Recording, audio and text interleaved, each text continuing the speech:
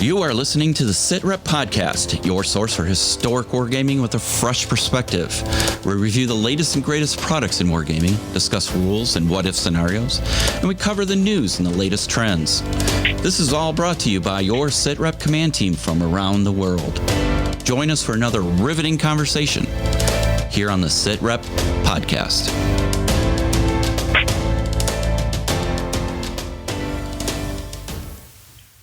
Hello, everybody, and welcome to the podcast. This is Bill, and we have the whole command team together from our main headquarters here outside of Chicago, Illinois, and our FOBs around the world, whether it's on the east coast of Florida, the UK, or up in the Great White North of Canada. We bring it to you all over the world. We have the latest and greatest news and discussions, and hopefully we have no power outages like last one that cut our program down.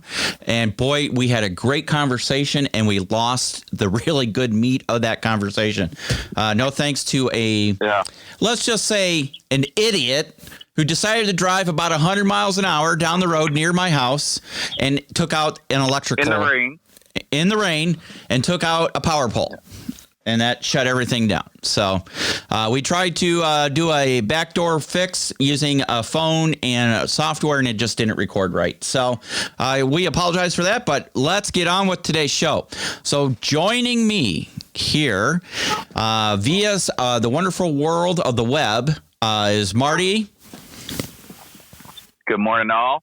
And then over there in sunny Florida, our historical guru, Big Jim Oriskany, who I hear has fanboys. Hey, Jim. Well, you know, it's the cross we all have to bear. No, seriously. Hello, everybody. How you doing? And there is a gentleman up there in the Great White North, probably wearing plaid, and he's got his, what do you call them, mucks, and eating poutine. That'd be Chris. Hey, Chris. How's it going, eh? And then our refined Bob Ross of painting, that English gentleman we all know and love, Gaz. Gaz, how you doing? I am very well, thank you very much. Do you have very a fresh cup of brew? No, and I've just realised that, which is now why I'm not so very well. Oh, no. Oh, no. Well, I can tell you I do have my Sitrep cup in my hand full of lifer juice, and I'm in a happy, happy mood. All right, so let's get on with the show. A lot to talk about. Let's start off with some update to the 13 days to 13 hours game. So we are at the finish line.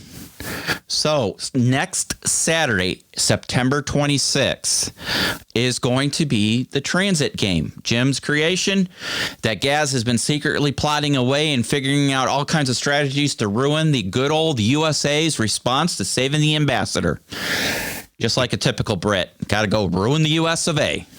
So they're still sore about 1781 or whatever. So, you know.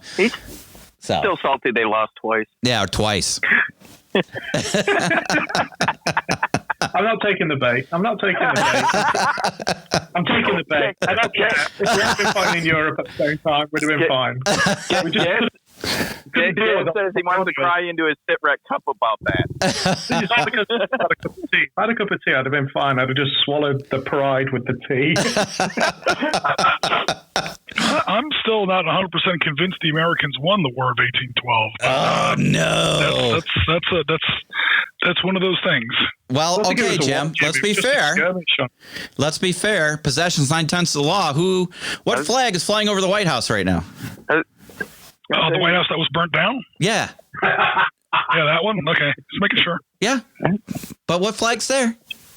I don't know, but it's red, white, blue, isn't it? It's red, white, and blue, the good old stars and stripes. Yeah, but also the English flag's colours. Well, not the English, to be fair. Well, okay, let's discuss that a little bit, shall we? Now, in grammar school, we were all taught that the stars were the original, part of the 13 colonies, the original, and then every state thereafter, and that the red and the white were to signify the purity of the United States and the blood and the sacrifice of our citizens that fought in the Revolutionary War. It was the original 13 colonies. Yeah. Thank you. The number of stripes for the actual colors. That's right. Thank you. But since most of the colonists came from the English colonies originally, England or whatever, they drew upon what they knew, and that was the Union Jack. Yes. Yep. So we still give a nod to our heritage, but again, now we're this huge melting pot. And if you through all the colors of all the nations, of all the people that came to this country, our flag would be black. Let's be, it would literally be a black cloth. What you would do, what our flag would look like if you actually did it like realistically is paint like 52 tanks like all day, and at the end of the day, the wash water for your paint brushes, that would be the color of our flag. that awful brownish gray, borderline bong water that you get at the end of the day, that would be our flag. Yeah, it'd be like wiping your brush off on a Gadsden flag. That's what it should look like. Yeah. So. Wow. All right. Well, let's move on, shall we? There's our ever gentleman, kind Canadian friend up there, just sitting back watching the U.S. and the Brits, talk crap, and he's up there going, "Yeah, it's okay. Thank you very much." Printing out infantry like a madman. Yeah. What is with all the printing, Chris? Good God, you are making me look so bad. Do you ever work? I mean, it seems like all you do all day is print stuff. No, I work a whole day and then just leave the printers going all day. Okay. How many printers are you running right now? 3. Wow. 3. Dear Lord. The fourth one it needs a new fan, so it's not running. Okay. Or it would be. But no, I'm the resin printer is just going 24/7. I'm gonna probably have to replace. How do you have yours vented? Do you vent yours? Yeah, I do. Oh, see. I've got an induct fan that vents outside. Okay. Yeah, that's been my problem. I have not been venting, and so my hobby room really smells. So I have to be careful with that. But have you seen the new Anycubic printers that have come out, the larger ones? Yeah. I'm going to have to get one of those. Well, it depends on what I do with my life for the next few months, where I end up living and all that stuff. But, there's that as well. We might be having a fire sale of all our games and stuff. So, we'll keep a lookout for that. Okay. So we're going to, anybody who's interested in Warhammer 40K, I've got about $5,000 worth of stuff in boxes that people might be interested in, and I'll give it away literally for free. You just have to pay shipping. So, who knows? Well, anyways, let's get on with the show. All right. So transit game will be September 26th. Jim, what's a good time for us to be starting that? A nooner? Is that a nooner game? Yep. Okay. They've been running with trash talking and whatever, and like trash questions. Talking. They've been running. Well, what do you think, Jess? About 3 hours? Yeah, I'd say 3.5 hours on average. Yeah. All right. As long as it takes me to kill the interpreter, that's all it's. Blitzing straight through it, we could probably get through it in about 90 minutes, but that's no fun. So let's just call it 3 hours. Cool. 3 hours. All right, guys. Noon is good. So between like noon and 3. Perfect. Like all right. It's trash talking. When have we ever trash talked each other? We are nothing but the most perfect behaved, we're very supportive. Polite people that you will ever meet. 24 minutes and 57 seconds ago. 58, 59. Well, there's that. Yeah. Well, it is what it is. All right. Well, when you have a room full of vets, and everybody in this room is a vet of their nation's military, and then we have a Marine too. So, we got to... It's all fine. Because I do believe the other 4 people in the podcast are all Army, yes? Canadian Army, British Army, United States Army, and then a Marine. We had to have our token Marine. It's part of that equal opportunity, American Disabilities Act. You got to, provide it, to the crayon eaters and all that. So. Yeah, got it. You need somebody to roll the boat to get us there, don't you? Even the Brit gets in on it. 1500s, yeah. Man, tough in the streets, yo. Unload the tea from the ship before it burns. This was after I defended the British in 1812. By the way, thanks Canada for jumping in on that. Canada should have been jumping in on that, but that's fine. We invaded Canada 3 times in that war, failed 3 times. You think Canada, of all people, would have jumped in on that one? That's fine. All right. Well, we're off to a rip-roaring start this morning. All right. Let's talk about other things. All right. So transit game, the 26th at noon, and then the weekend of 3rd and 4th of October. So look on the 4th of October for the recorded version of the miniatures game. We thought about doing it live, but we want to clean it up, polish it up, and take out some of the dead air. Because, when you're playing a miniatures game, you might have some dead air time or a rules reference or something like that. So we want to make it enjoyable for you to watch at your convenience. So we'll be recording it and then editing it, and then we'll be putting it out on October 4th. So you'll get to see what happens. Now, remember, there's a contest. The person who puts out on either the transit game or the actual miniatures game, the results. Oh, yeah. You know what? How do we do this? Because how do you do this? Because, you could watch the game and then comment on it, right? How do we do this? Does this have to do with the Gun Bunny Santa contest? Or no, that's different. The Gun Bunny Santa is for the special edition miniatures. This is for the Spectre starter set. Cool. So how do we do this? We want people to predict the outcome, but obviously we shouldn't do it on the video itself because you could just watch it and then predict, hey, this is what happened, and go, oh my God, he's 100% right. How did he know that? How about the thread of the transit game? Okay. Have the comments on there because that's going to be a week beforehand. Yeah, there you go. So on the transit game, you have to comment on the transit game. What will be the final outcome of the whole event? So what happens at the end of the miniatures battle? Because the transit game dictates the setup for the miniatures game. So on the transit game, you have to post your prediction. Okay, it can be on YouTube, it could be on Facebook, it could be on Twitter. However we do it, we just need to make sure we notate the Twitter ones because it's only lasts so long, right? Or not Twitter, Twitch. Twitch or Discord. Yep, any of those. And we will pick the most accurate prediction to win the new Spectre starter set, the 2-player starter set. Right, also, at the end of the transit game, you're going to know how many operators actually made it. Yep. If any of them are wounded, how many insurgents are actually attacking the compound, and how bad the fire is. There you go. How much trouble the ambassador's in. You're going to know all those data points at the end of the transit game. So based on that information, make the best guess you can about how the miniatures game will turn out 1 week later. Yep. And I guess it's going to be up to the team. Whoever comes closest is going to win the prize. There you go, guys. Couldn't have said it any better myself. That's Jim so eloquently explaining it. So that is going to be that. So speaking of contests, we have a couple other contests that we've had out there. One of them was for those special edition Adepticon Salute minis, and you had to comment the word Gun Bunny Santa. Yes?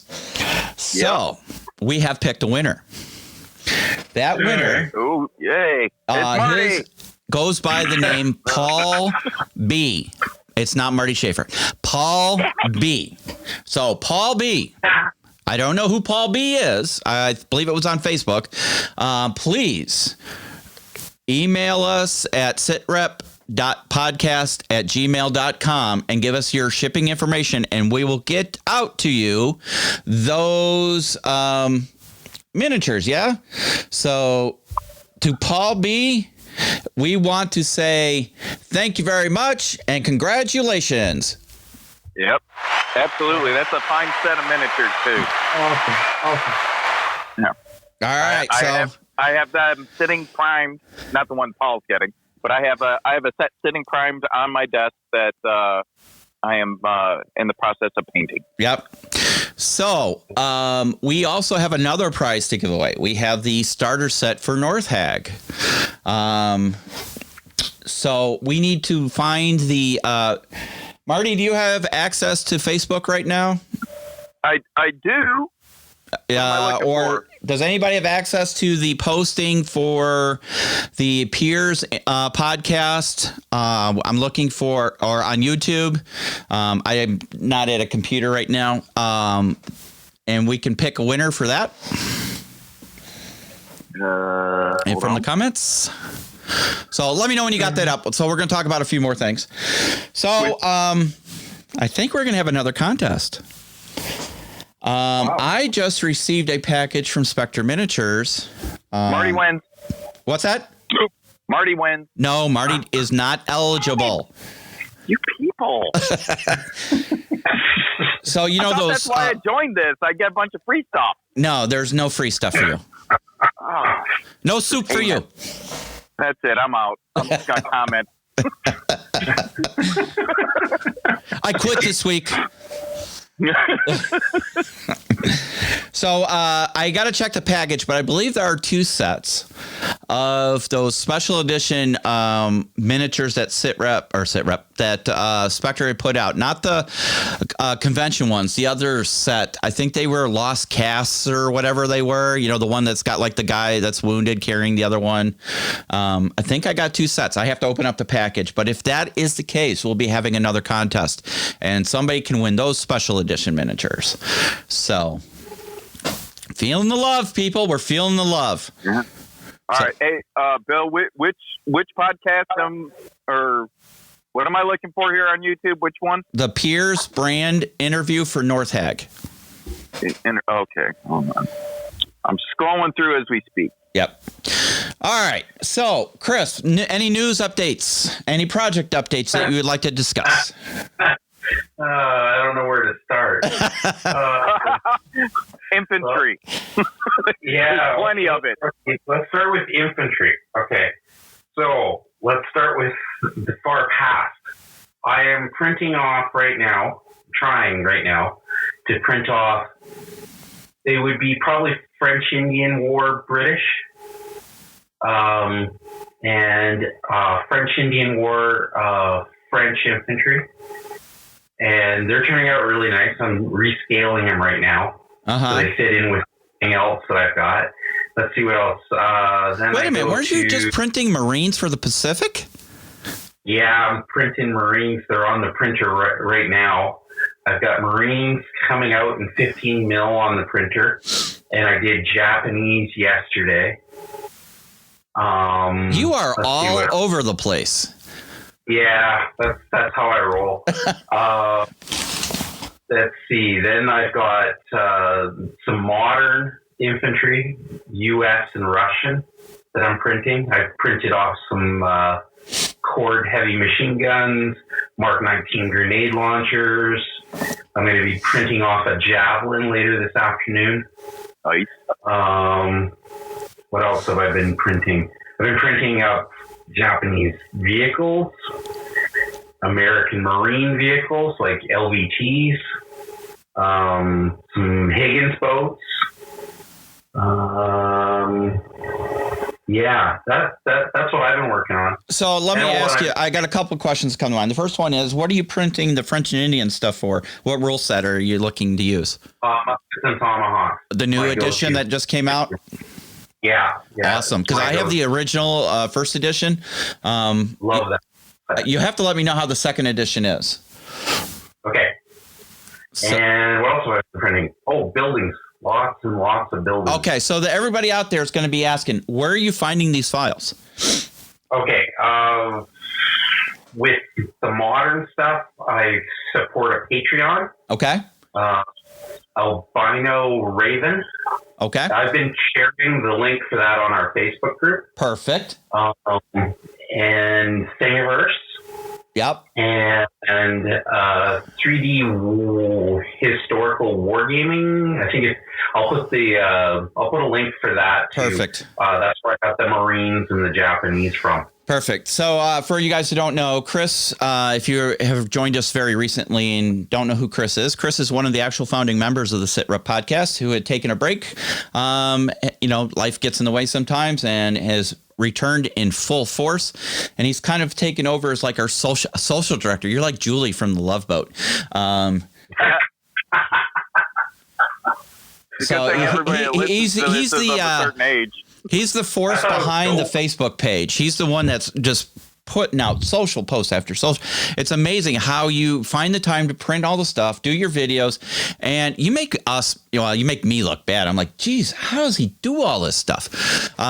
So yeah, make sure you're following Chris on Walkabout Games too. That's his own web page or Facebook page.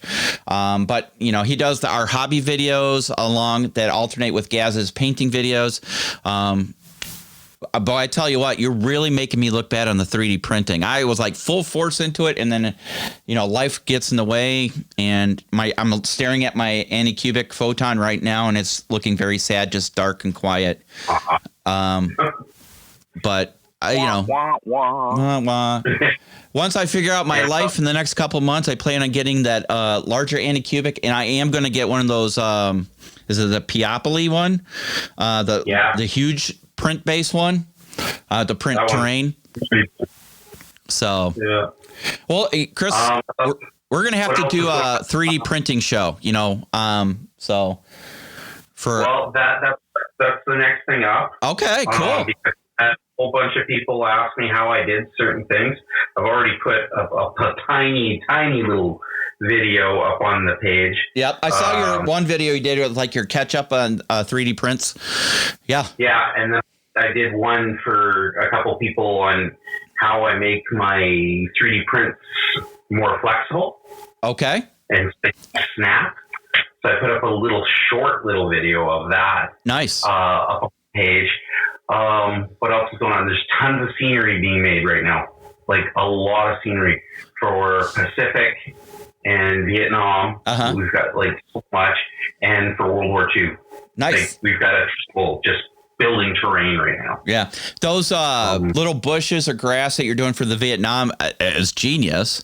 That's turning out really well. Jim, I don't know if you've seen any of that, but he's printing out little jungle vegetation that you can add to basing and stuff, and it looks really good. I'm seeing everything on Discord. Okay, perfect. Yeah, I have stuff on Discord. Excellent. Look at that. I fully admit I do not really do Discord much because I'm still trying to figure out, of all people, you think I'd be on that, but I don't know, for some reason I'm just not connecting with Discord as well. Excellent. Gaz, are they working you to the bone, Gaz? It's eased a little, so obviously not working this weekend, but that's only because the aircraft were ready to go on exercise Monday when we finished on Friday. Good for you. So hopefully once this exercise goes ahead, I say they'll take their foot off our throat, but now that they've put it there, they kind of like to keep it there. As you guys know, once you produce something, they think you can do it all the time. So we'll see if that eases a little bit. We've been warned off until at least the end of October. Okay. That we're just going to get thrashed. So basically, still doing week of days, week of slips, alternating every single week. Some of the slips are pushing 12 to 14 hours, and then get back, go to bed, get up, get something to eat, get changed, go to work. Yeah. Yikes. Yeah, it's been pretty horrendous, but I managed to squeeze in a painting session this weekend because we weren't working. Thankfully, the guys stepped in and covered me for the last one that I couldn't make, which was much appreciated. Awesome. But so, coming up Tuesday is Ragnar Lothbrok. Really? Warrior. From Ragnar. Miniatures. So, yeah. Now, is this based on the TV show, or is this the actual historical model? I would say TV show. Okay. I think he's got a symbol on his chest that doesn't quite fit with the show, so I think it was done quite early on. It's in the show, I think it's some form of crow, whereas this one's more like a griffin's head or something along those lines. Gotcha. I don't know if they did that to give themselves some space for IP maybe, or it was just something that they wanted or fitted in with what they wanted to produce. But no, he's a lovely mini. I'd say he's almost, for the most part, he's true scale. It's just his hands that are heroic. Okay. It offsets the model a little bit. When you look at it, you think, if they'd have just done them a bit smaller, it would have been a that bit more nicer, but it's stunning. It's a really nice mini. It's got great detail. It was a pleasure to work on. Nice. So, which brand is it? Hassle-free miniatures. Hassle-free. Okay. You know what they say about big hands? What? Big glove. Small brain? Big glove. Oh, okay. I would say it would have to be based off the show because the historical air quotes figure of Ragnar Lothbrok is really nebulous. I mean, it's one of those situations. I mean, I'm not an expert, but the little bit of research I've done, we wouldn't know that there was such a thing as Ragnar Lothbrok if it wasn't for his sons. The only real record we have, like in the Northumbria Chronicles, or whatever they call it, is you hear, certain people, son of Ragnar. But when you come to actually look up anything about Ragnar himself, he doesn't exist. So the show kind of had a blank check as far as how to create him. So I would have to say that would almost certainly be based off the show's, vision of what he would have looked at. The historical record, as far as most of his kids go, becomes a lot more solid. It's one of those situations where the sons are more famous than the father. Oh, okay. Yeah. Yeah. My only exposure, honestly, to that is this TV show. I don't really know a lot of historical based Viking information. Mine is truly based upon the TV show. And then that was it Kirk Douglas made a Vikings movie back in the old days? So, yes, he did. So that's literally my exposure to Vikings. And then I think in grade school we watched a movie about Leif Erikson. So, that's really about all I know about Vikings at this point. Anything else, Gaz, you're working on or playing or got going on? I've started playing I've scaled down to do some Vietnam printing actually for the WoW Buildings Kickstarter that a couple of us backed. Yeah. So just playing around with that at the moment. I've ordered a Prusa Mark III. Did you really? Yeah, I bit the bullet, and when I just kept looking, I saw more and more of these files. It's Chris's fault. It's 100% Chris's fault. He keeps putting up bloody 20 Marines on a platform and a boat with them, and you're just like, I need to get some of this shit. I need to get in on board that. So got quite a lot of files from the Vietnam, like I said, the WoW Buildings one. Thing that's obviously a great source as well. But the majority of them are 200, the ones I grab are for 28 mil are around 200 by 200. Yeah. The resin printer is just not big enough. Yeah, that's it. So did some research about what's under $1,000 essentially, but gives you the highest quality. And Prusa kept ringing the right bells on a number of forums, a number of top 10s. Yeah. It is probably the most refined of the FDM printers that you can get. I know a couple people, Tom Tullis from Fat Dragon, who swears by the Creative, the CR3 or whatever it is, Chris. He swears by that one. That's what he prints all his stuff with, and he's does some good stuff on YouTube. But no, if you really want the one that's pretty much you open the box, do a few minor adjustments and let it run, would be the Prusas. He's been at the forefront of, this since the beginning of this. So good for you. I've always wanted I ordered a was it a Mark II, whatever, or was it a Mark III when it first came out? And then they canceled my order because they were so backed up, and they said call us later to order it again. So I never got mine. But good for you. It's a 2 to 6 week lead even now. I even went for the one that's not built. Oh, you're going to do the kit, huh? Yeah. Have fun with that, bud. Yeah. It's not hard to do. It's just the manual's comprehensive from what I've seen of the reviews of that as well. Full color pictures, page by page. Yeah, it's not hard. You just got to put the time into it. That's all. Yeah, it's $200-300 you save. Yeah. It might be some of that I record. There you go. We might see, if I can get it in shot, because it's a large bit of kit to try and fit in there. But, I'll have a look at it, and, like I say, I'm more than confident that I can do what I need to do with it. Very nice. But as a tool for printing I've committed to playing at home because of COVID. Yeah. Sounds silly. No, a lot of people have. A lot of people have. So I've ordered a 6x4 foldable gaming table from Game.eu. Nice. Very nice. So that'll be cool. And it can store literally under the sofa in the front room. Uh-huh.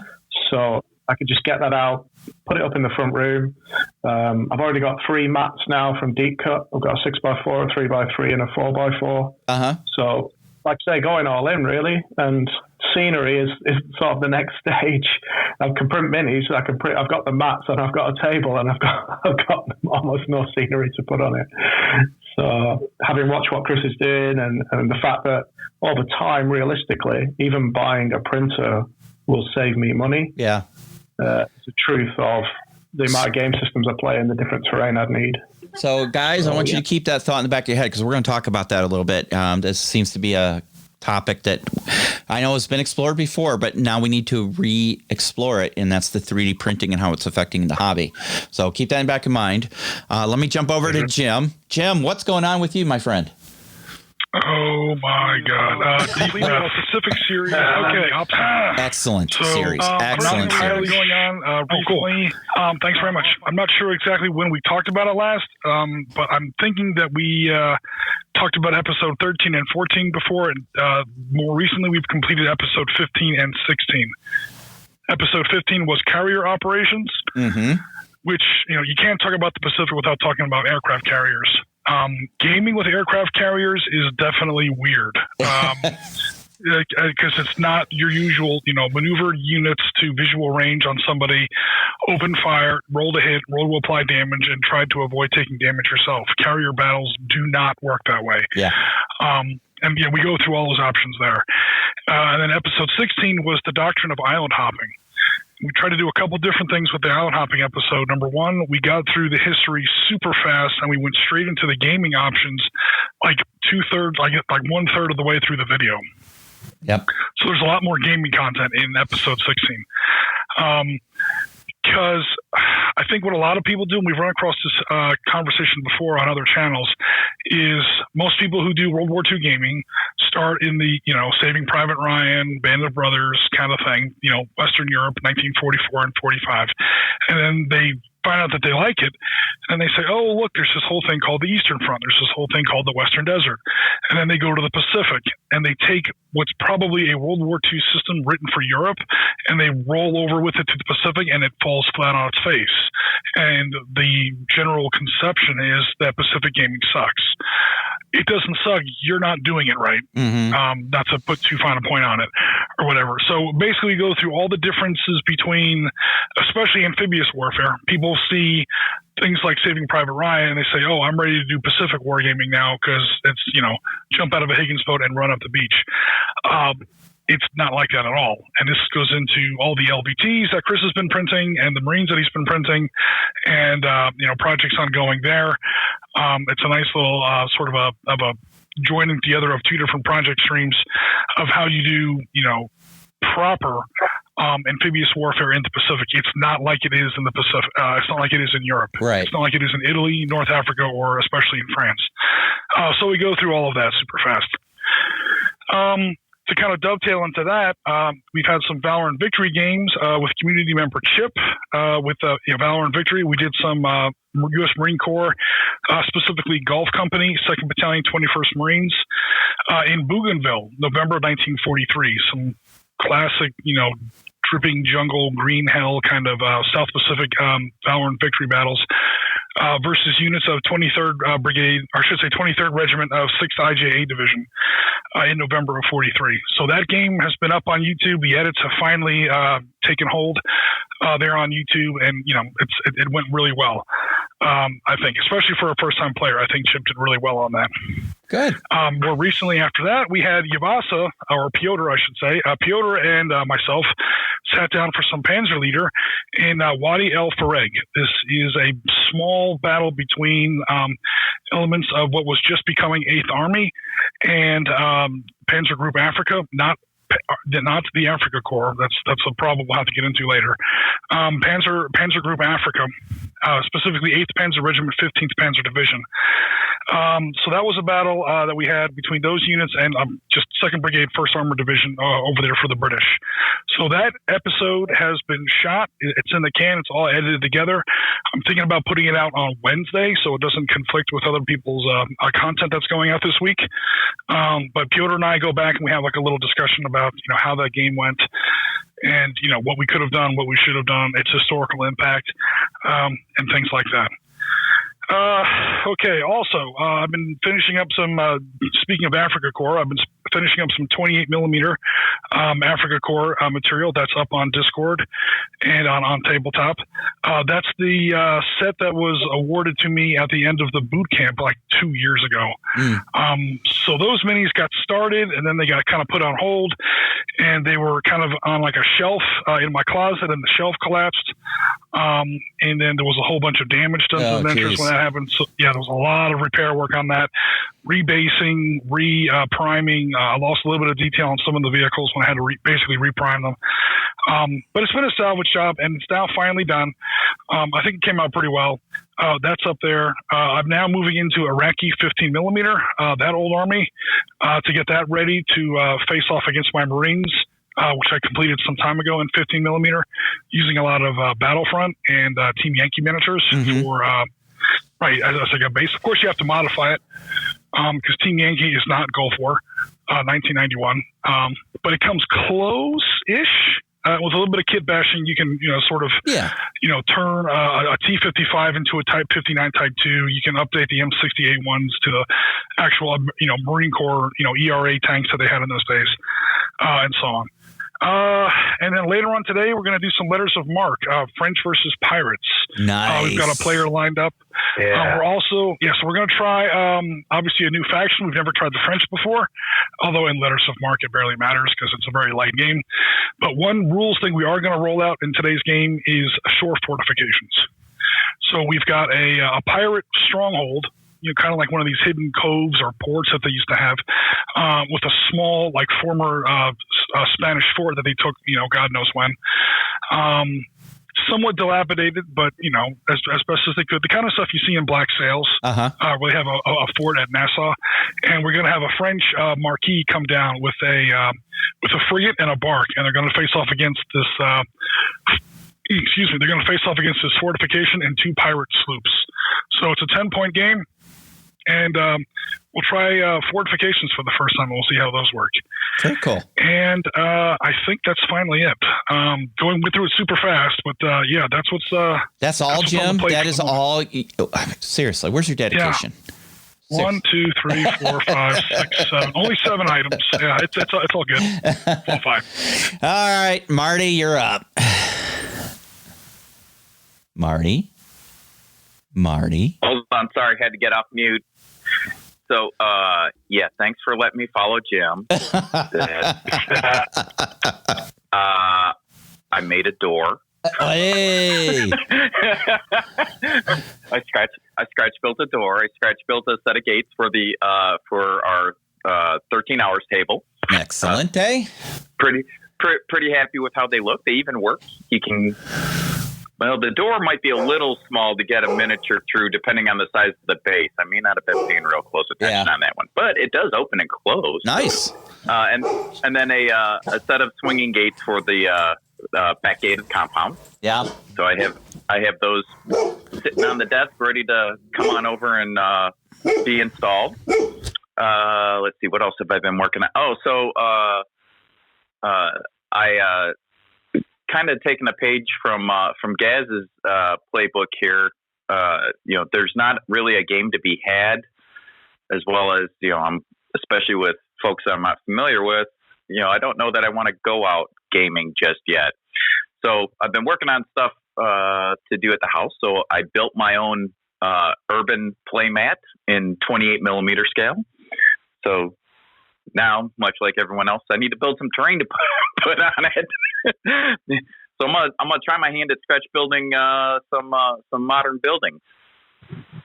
So that's my big thing, as well as I finally finished my Humvee that I got from Spectre. My moderns, I'll have a ride now. make sure I get them around. I've used I used that while it was in progress when I was playing Battle Space, because that's a solo game. So I've been playing that for a bit.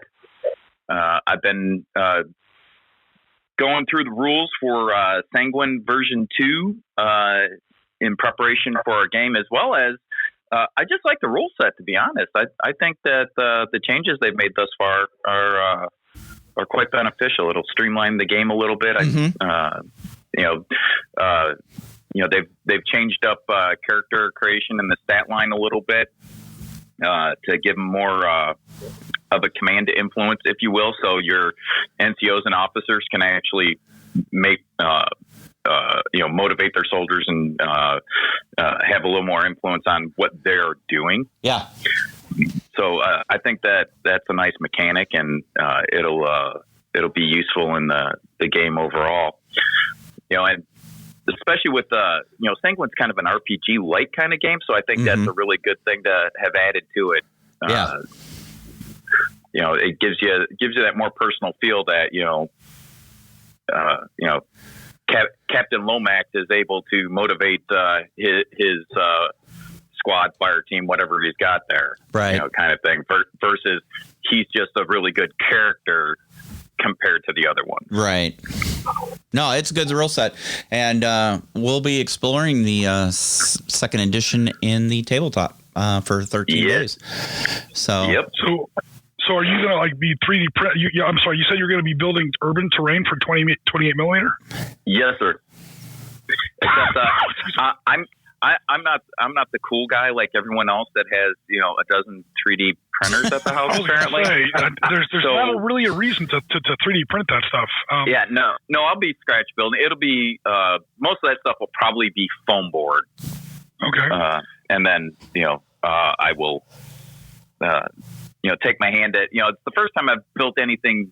Like, I'm anticipating building some larger buildings, like 3-4 story buildings. And I've never built anything that big before. So I'm kind of excited about that, as well as, my goal is to be able to play each story of the building. So working out how to do that and make it not look like crap. When it was only for 20 mil, but when I built all my tables for the Ukraine article series some time ago, the way I was able to do it was, just like like shortcuts, or as someone who's already kind of walked down that jungle trail and hit all the landmines or whatever. I just went to Google Images. I grabbed a bunch of surfaces, brick, aluminum siding, things like that, cinder block, different kind of buildings, facings you want, and went to the craft store and bought a bunch of those little jewelry boxes. And rather than try to build like a single building that looks like has like all these different wings and foyers and different levels and stuff, almost just build like a whole bunch of just basic rectangles. And then what you're able to do after that is then just kind of Lego block it together however you want. It makes storage easier. It makes it easier for when you take it apart and you want to put in guys like inside on different levels of the building. That was one big tip I had, because now the boxes all fit into each other. I built a 20 millimeter Ukrainian Orthodox church that comes apart in like 12 different pieces. To build it all in one piece would have been impossible. To build it in little pieces like that, it's not just, a clever way to help with storage, because all the little pieces fit inside the big piece. It's just a hell of a lot easier, dude. And also you can now configure different shapes for different tables. You can actually make your church a slightly different shape, or your big factory, or your big civic building, and things like that. So that was tip number 1. Tip number 2 is signage. Make a whole bunch of signage, but don't actually attach it to your buildings. Just make like a whole bunch of cardboard signs or whatever, like print it out on a regular piece of paper, slap it on the back of a notebook, or like the little cardboard that comes in the back of a notebook, cut it out, and just keep them all in a bag. And that way you can stick them wherever you want with a little bit of blue tack on your building.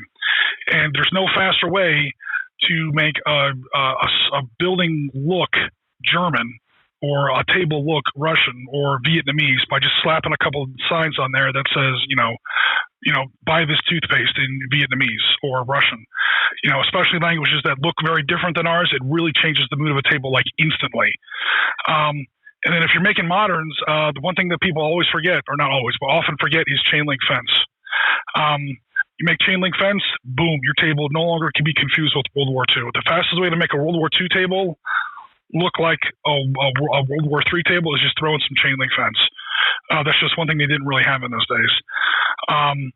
And there's there's different ways to do it. I use those splatter screens that you buy at Walmart for your frying pan, but that's for 15 or 20 mil. I think there's some different gauges you can buy for that work for 28 mil, and you literally just buy it. They cost like $5 or $6 a piece, and like you cut a strip of it, and you can bend it any way you want. You slap a little bit of grass on the bottom, and you have chain link fence. And that's a great idea. There's no faster. Just been my experience. There's no faster way to make a table look modern than to throw some chain link fence on. Otherwise, it's like, oh, is that World War II? Oh, is that Korea? Oh, is that no, dude? Chain link fence. Boom! It's instantly, a modern look. So those are the three things that I ran across when I built those tables a long, long time ago. And I still have all that stuff in storage. So if I wanted to, I could rebuild those tables now. It just helps with storage if you make the buildings all modular, is what I found.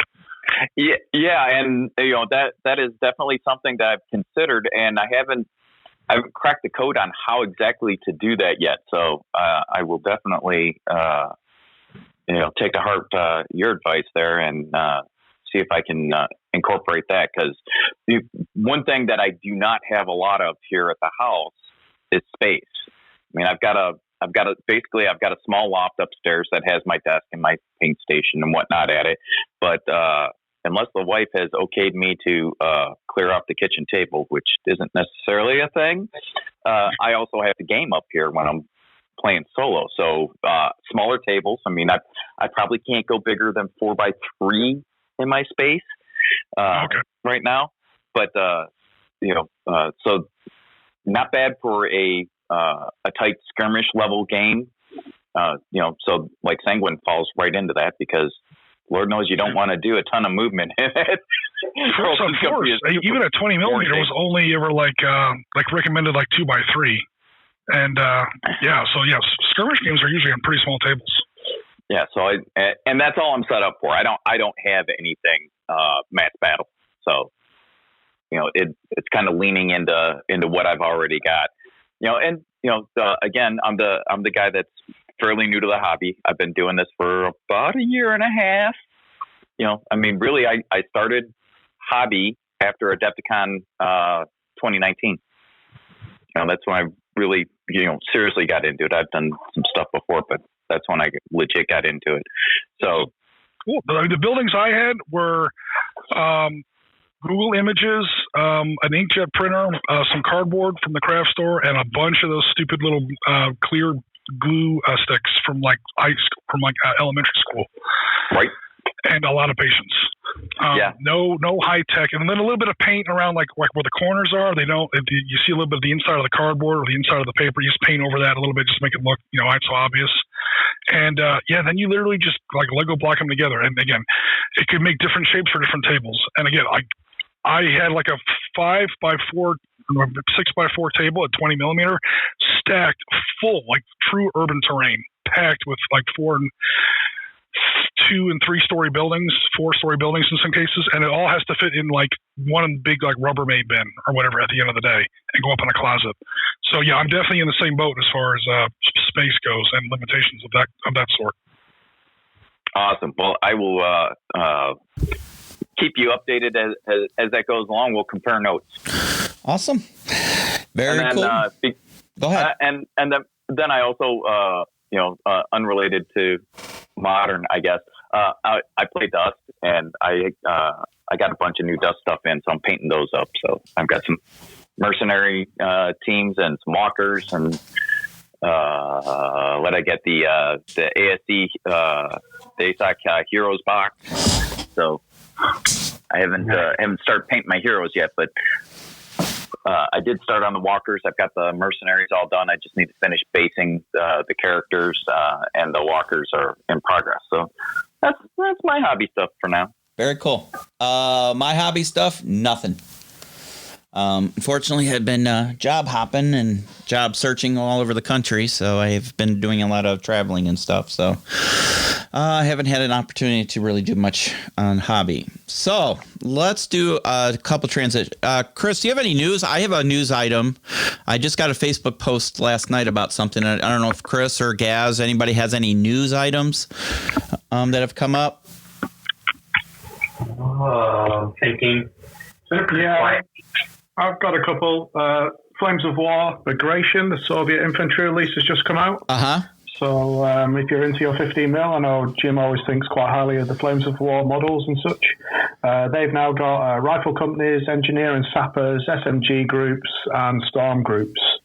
So they're racking up some real infantry bases in the new style for great for anything if you want to do the Soviet stuff. It's really fleshing out the horde armies that you can produce.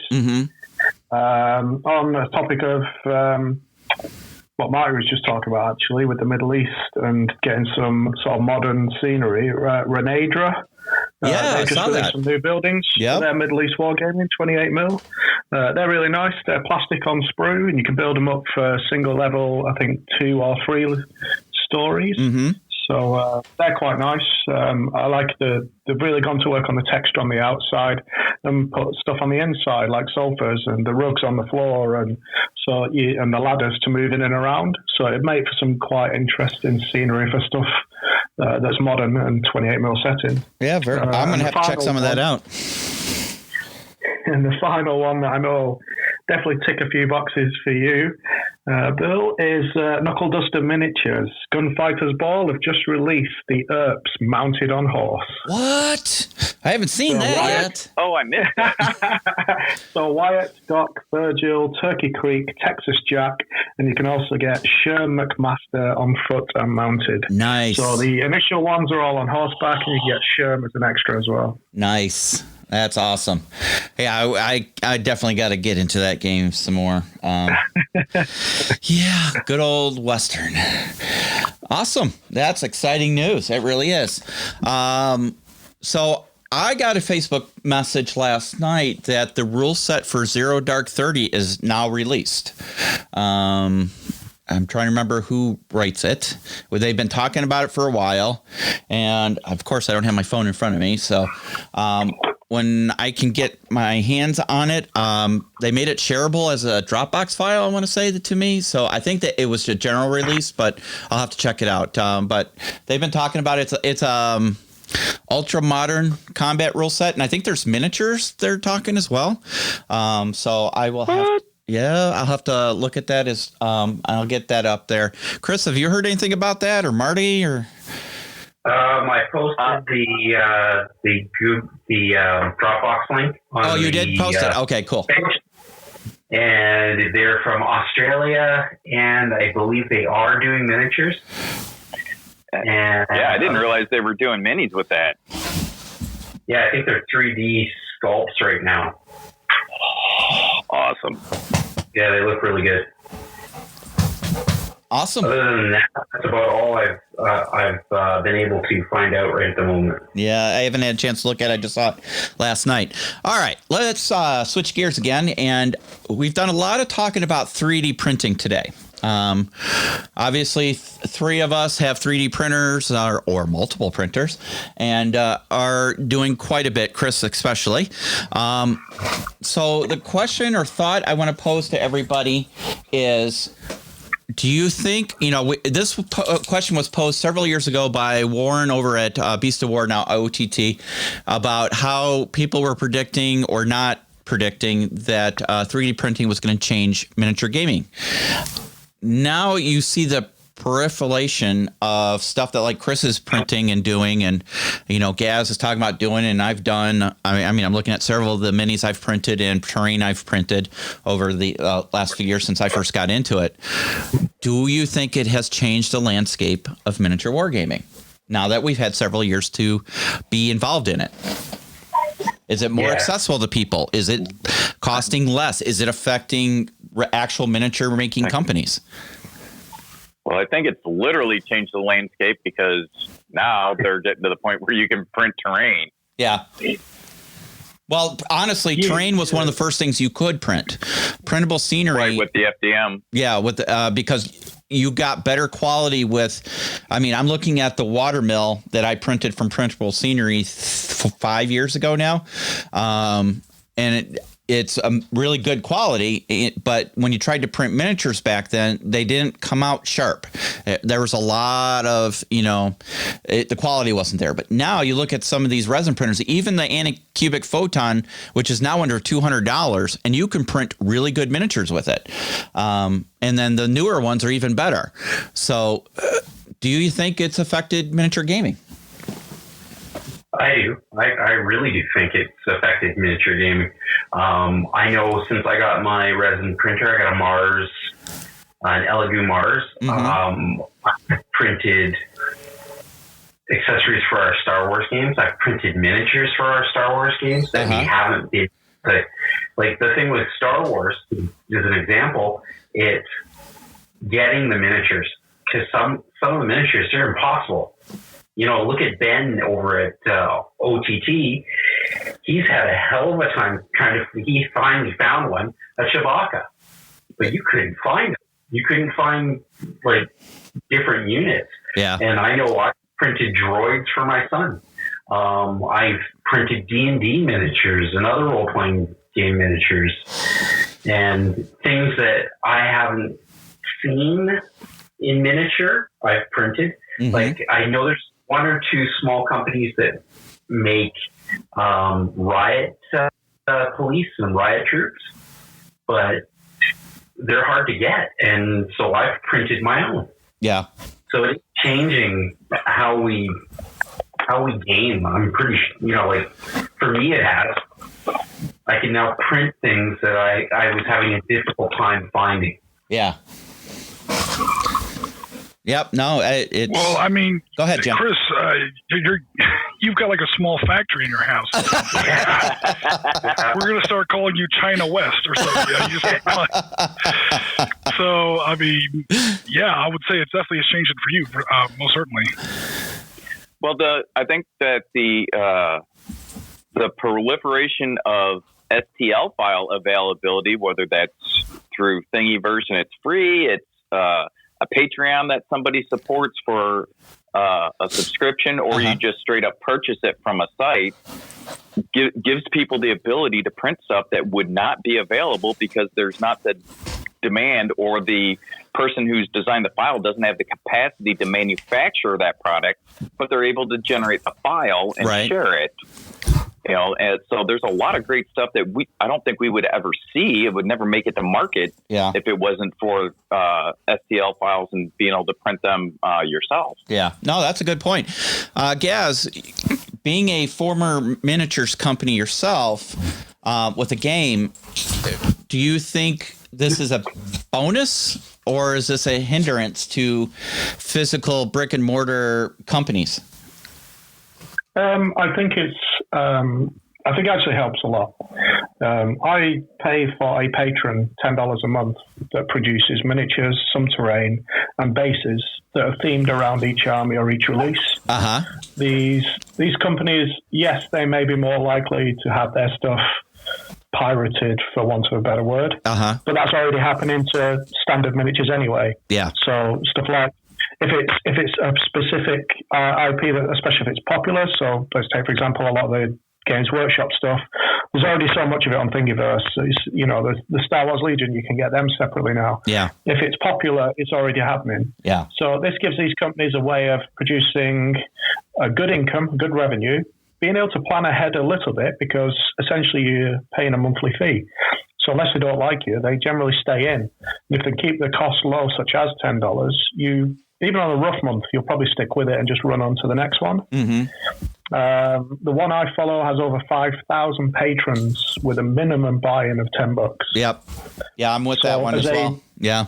So the real estate they need to do that disappears, because the guys can sculpt from home. So that lowers their costs. The shipping is non-existent. Yep. So no loss in shipping or absorbing costs. They don't have to put that onto the customer. They're hosted on almost like a broker site. It's My Mini Factory. Mm-hmm. So they're hosted on there. which also means that they'll pay a small revenue to them, but essentially they're kind of supporting each other. They're being put into a platform, being made pretty. Some of the models I've painted, you can load yourself on there to show how the model looks painted. So I've put up a couple to help the guys push on and get more interest. The main, everything that ties in with that gives the sculptors more time, more freedom, less stress, which means they produce better final products. Yeah. Yeah. And you're not having to fight with import issues. You're not have to, because let's be honest, a lot of this stuff is made in China. So I know a couple companies where they actually have to send somebody over to China to, look at quality control and things like that. So. Yeah, when Guild Ball set up to move on to doing, I think it was $3 million they got on Kickstarter for Dark Souls. Chatting with the guys that ran that, because we knew them from Salute and some other things, they went to 8 Chinese factories to inspect process, work conditions, final product, etc.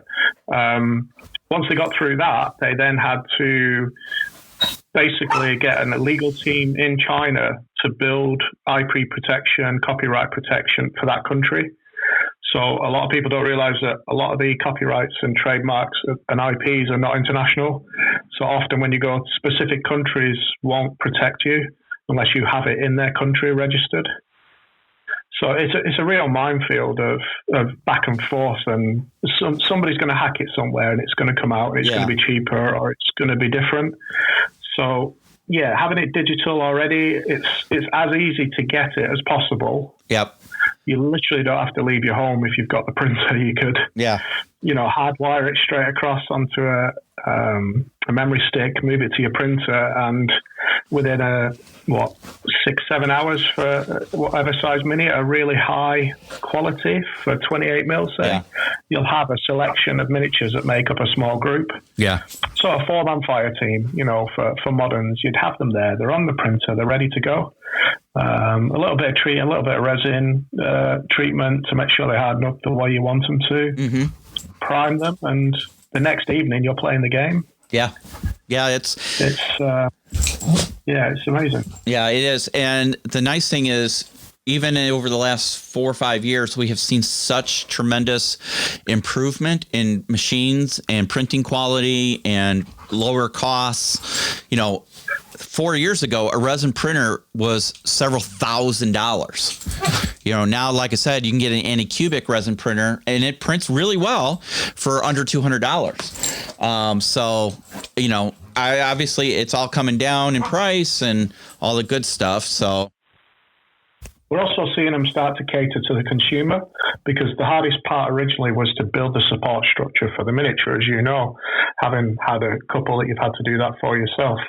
With a lot of the miniatures that are coming out now, they're pre-supported by guys that do it regular. Yep. So they might still have the odd little problem, but predominantly they're good to go straight from how you receive them. Yeah.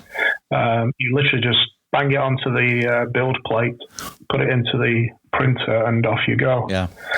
So yeah, I think it's only going to get easier. The money's there, the interest is there, the support's there, the development's happening all the time. So who knows where we'll be with printers in another 5 years. It may literally be the same as having a paper printer attached to your computer.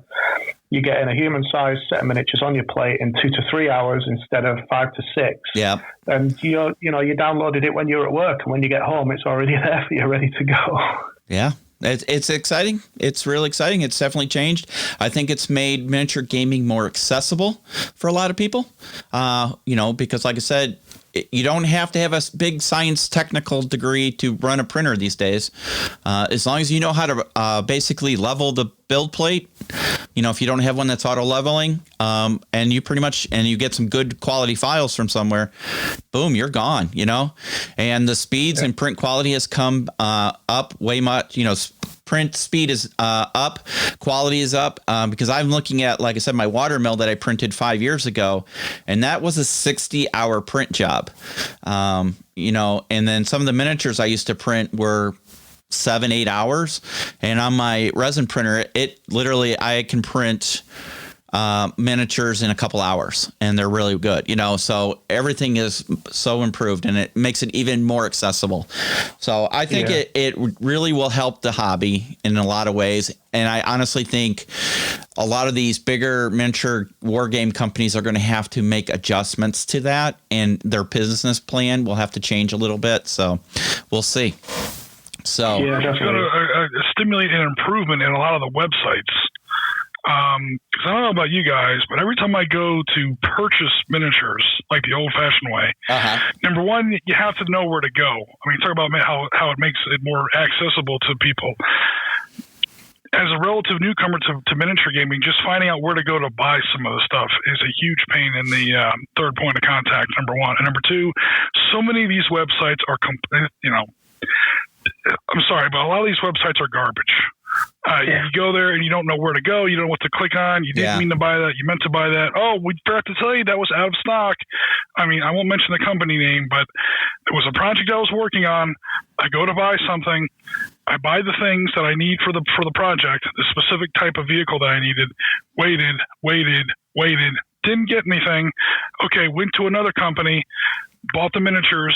The miniatures got to me, built them, painted them. We're talking about an Oriskany-sized tank army, so quite a few vehicles. Ran the games, photographed the games, wrote the articles, published the articles. We're talking about like a 3-month span of time here. Then I find out from site A that the product you ordered 3 months ago is out of stock. Oh, by the way, we're keeping your money, and we're going to send you this instead. No, that's not how you run an online business. Right. This is a relatively large company. So, I mean, come on, guys. Now, so I'm hoping that maybe a side effect of this, because I don't really foresee myself getting a 3D printer, but hopefully what this will do is some of these companies that still want to sell miniatures the old-fashioned way will say, hey, people can print their own minis now. They don't have to put up with our bullshit. Maybe we need to actually hire a web developer, hire a web designer to sit down and actually make an online store that works, where it's a lot more easy to tell like what we have, what we don't have, what the quality is, and to get it to you in a relatively short order. Yeah. I've had good experiences with some companies. I've had some really bad experiences with some other companies. And I'm like, as bad or as small as our economy is, as far as, the market for miniature wargaming, it's not like a huge thing. Right. We're not like selling iPhones here. As small as it is, you think you could like clean up some of the low-hanging fruit as far as like basic obstacles that people have to get through to actually purchase your product. People who want to give you their money. Oh, well, now they can just 3D print it instead. So, welcome to more lost revenue. I don't know. I just hope that they kind of, that some of the people, again, I won't mention anyone by name, but I hope that some of these people like start to clean up a little bit of their websites a little bit. Yeah. Well, I can tell you,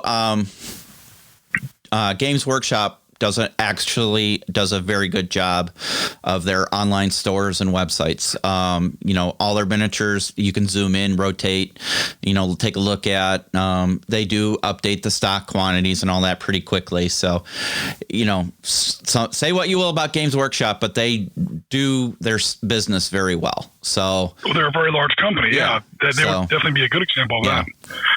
So surprisingly, I was not on the GW site buying GW products. What? When I had this What?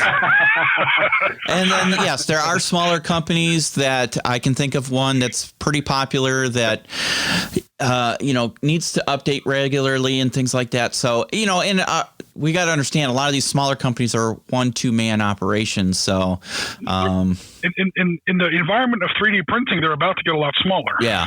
Yeah. So definitely. So, all right, guys. Any final thoughts? We're going to close out the show. Jim's got some huge gaming plans today. So, what are you playing today, Jim? Obviously, it's a little pirate action. You spoke about it earlier. Yeah. Just give everybody a reminder. A 10-point letter of marque game, French versus Pirates. Not terribly huge, but we're going to go live in about 33 minutes. So, not a huge rush, but we are coming down to it. So. Very cool. Very cool. So by the time you listen to this podcast, that game will have already been played. Join Jim on Sundays for live gaming. He does different games each week on Sundays, and he adjusts the time according to his opponent, wherever they may be in the wide blue marble that we live on. So make sure you check that out. You can join the conversation live over on Twitch and YouTube. He doesn't do Facebook, so we try and have somebody on Facebook to help along as well. So just keep up the good work, everybody. Thank you, everybody, to the command team. Have a good week at gaming. Jim, are you the good guys or the bad guys? Well, I guess it depends on your point of view, doesn't it? I think my opponent, it's Rasmus, by the way, Okay. is going to play the French. Oh. And I will play the Pirates. Oh. So 6-5 and pick 'em. Who's the bad guys? Right. All right. So Chris is going to be putting out some more 3D print material and some other hobby, and Gaz has got a painting thing coming out as well. So there's a lot on the table. I need to talk to Marty about Thursday night because he's going to have to put out I'm thinking the Vine video, Marty. I think you need to do that. Yep. So, all right, guys, this is Bill for the Sitrep podcast command team, and we want to thank you for following along and growing our channel. Our numbers keep climbing. I got good news from Jim that our Discord channel is blowing up. Please find us everywhere and tell your friends, and we look forward to talking to you guys real soon and getting some more actual members participating in some of our events. I guess we have one of our local friends who would like to be there when we do the tabletop games. So be on the lookout for that. So remember, the 26th of September is the transit game. We're starting that at noon Central Daylight Time. And then the following weekend will be the miniatures game. So you have to watch one to find out what happens on the second one, or otherwise it might not make sense. And if you want to win that contest, remember, you have to comment on the transit game video to the final end result of the outcome of the entire event. The one who comes closest will win an awesome prize. So keep up the good work, guys. Thank you very much to everybody out there. And for the command team, this is Bill, and we want to say thank you, and we will see you later.